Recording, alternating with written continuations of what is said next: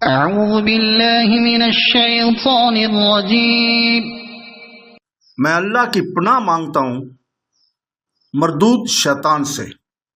بسم اللہ الرحمن الرحیم، شروع اللہ کے نام سے جو بڑا مہربان نہایت رحم والا ہے۔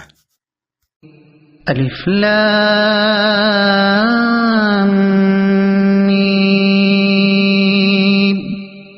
اللہ لا الہ الا هو الحی القیوم، نزل عليك الكتاب بالحق مصدقا لما بين يديه وأنزل التوراة والإنجيل من قبل هدى للناس وأنزل الفرقان، إن الذين كفروا بآيات الله لهم عذاب شديد والله عزيز ذو انتقام۔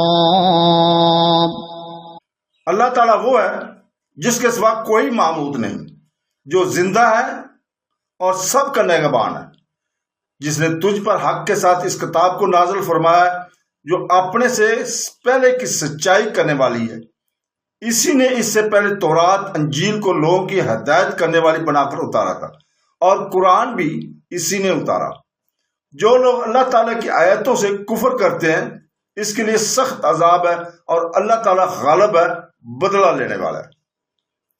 آیت نمبر 1 اور 4 تک آیت الکرسی کی تفسیر کے بیان میں پہلے بھی یہ حدیث گزر چکی ہے کہ اس میں عذاب اس آیت اور آیت الکرسی میں ہے، اور الف لام میم کی تفسیر سورہ بقرہ کی شروع میں بیان ہو چکی ہے، جسے دوبارہ بیان کرنے کی ضرورت اب نہیں ہے۔ اس لیے آیت الکرسی کی تفسیر میں ہم بیان کر چکے ہیں۔ پھر فرمایا اللہ تعالیٰ نے تجھ پر اے محمد صلی اللہ علیہ وسلم قرآن کریم کی حق کے ساتھ نازل فرمایا، جس میں کوئی شک نہیں بلکہ یقیناً وہ اللہ تعالیٰ کی طرف سے ہے، جسے اس نے اپنے علم کی وسعتوں کے ساتھ اتارا ہے۔ فرشتے اس پر گواہ ہیں، اور اللہ کی شہادت کافی دانی ہے۔ یہ قرآن اپنے سے پہلے کی تمام آسمانی کتابوں کی تصدیق کرنے والا ہے۔ وہ کتابیں بھی اس قرآن کی سچائی پر گواہ ہیں، اس لیے ان میں جو اس نبی کے آنے اور اس کتاب کے اترنے کی خبر تھی وہ سچی ثابت ہوئی۔ اس نے حضرت موسیٰ بن عمران علیہ السلام پر تورات اور عیسیٰ بن مریم علیہ السلام پر انجیل اتاری۔ وہ دونوں کتابیں بھی اس زمانے کے لوگوں کی ہدایت کے لیے دینے والی تھیں۔ اس نے فرقان اتارا جو حق اور باطل، ہدایت اور ضلالت، گمراہی اور راہ راست میں فرق کرنے والا ہے۔ اس کی واضح روشن دلیلیں اور زبردست ثبوت ہر معترض کے لیے مثبت جواب ہے۔ حضرت قتادہ رحمۃ اللہ علیہ، حضرت ربیع بن انس رحمۃ اللہ علیہ کا بیان ہے کہ فرقان سے مراد یہاں قرآن پاک ہے۔ گو یہ مصدر ہے کیونکہ چونکہ قرآن کا ذکر اس سے پہلے گزر چکا ہے، اس لیے یہاں فرقان فرمایا۔